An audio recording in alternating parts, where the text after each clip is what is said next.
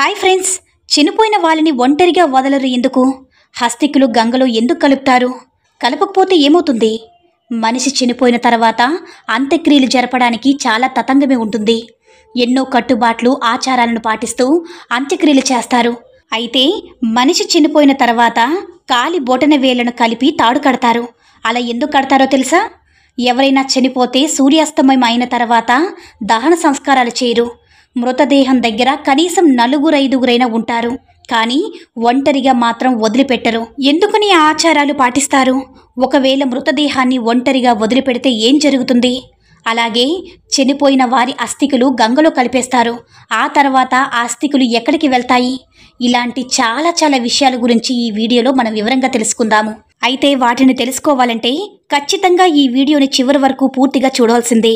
పుట్టిన జీవి గిట్టక మానదు. ఇది భూమి మీద ఉన్న ప్రతి జీవి విషయంలో జరుగుతుంది. ఈ భూమి మీద పుట్టిన కొన్నాళ్ళు మనుగడ సాగిన తర్వాత ప్రతి ఒక్కరూ కూడా కాలగర్భంలో కలిసిపోవాల్సిందే. అయితే మనిషి చనిపోయిన తర్వాత అంత్యక్రియల సమయంలో చేసే ఒక పని ఏంటంటే శవం కాలు 2 బొటనవేలు కలిపి దారంతో కట్టడం. మనిషి చనిపోయిన తర్వాత శరీరం నుంచి ఆత్మ విడిపోతుందనే విషయం అందరికీ తెలిసిందే. కానీ చనిపోయిన తర్వాత కూడా తన ఆత్మ ఇంకా బ్రతకాలని, తన వాళ్ళతో ఇంకా ఉండాలని ఎంతో ఆరాటపడుతూ ఉంటుంది. చనిపోయిన చాలా గంటల తర్వాత ఆత్మ శరీరం చుట్టూ ఆత్మ తిరుగుతూనే ఉంటుంది.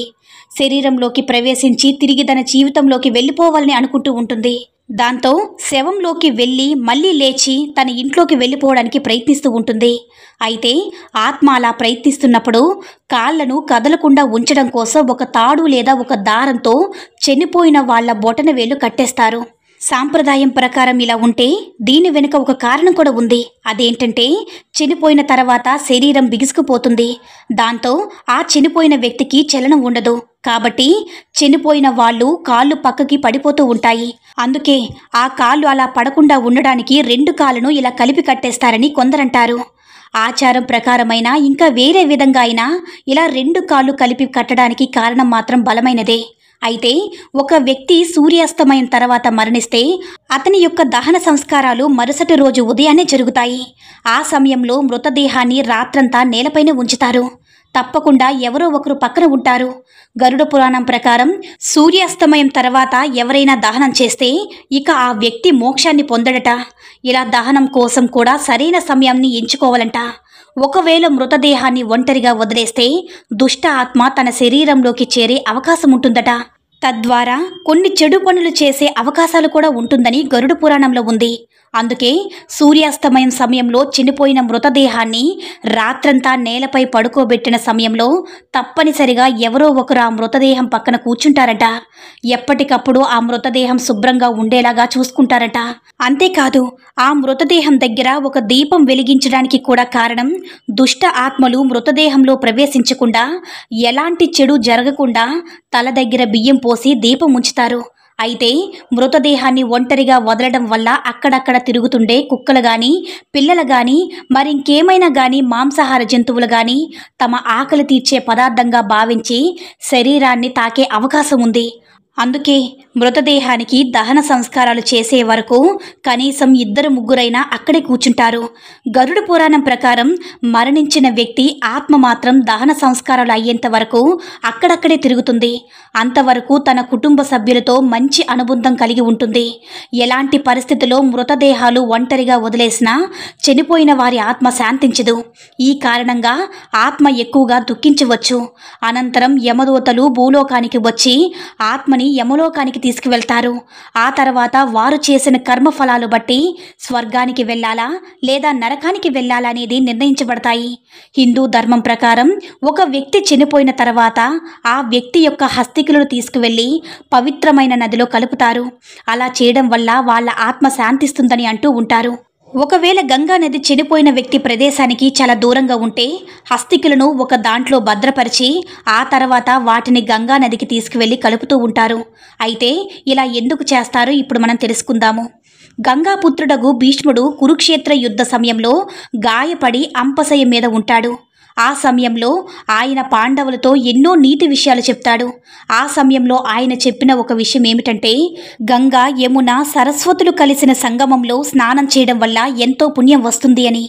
ఈ గంగా నది నీరు మన శరీరానికి కొంచెం తాకినా మన శరీరానికి ఎంతో మంచిదని, సకల పాపాలు తొలగిపోతాయని అన్నారు. మనిషి ఎముకలు ఎన్ని సంవత్సరాలు గంగా నదిలో ఉంటాయో అన్ని సంవత్సరాలు అతను స్వర్గంలో నివసించి పుణ్యం పొందుతాడంట. అంతేకాదు, ఎవరైనా ఒక వ్యక్తి గంగా నదిలో స్నానం చేస్తే అతనికి వచ్చే పుణ్యం అతనికే కాదు, అతని యొక్క 7 తరాల పెద్దలకి కూడా పుణ్యమని తెలిపారు. గంగా నదిని తలుచుకుంటే ఏ భయం ఉన్నా పోతుంది. మీరు ఏ నదిలో స్నానం చేసినా గంగా గంగా గంగా అని 3 సార్లంటే ఆ పుణ్యఫలం దక్కుతుంది.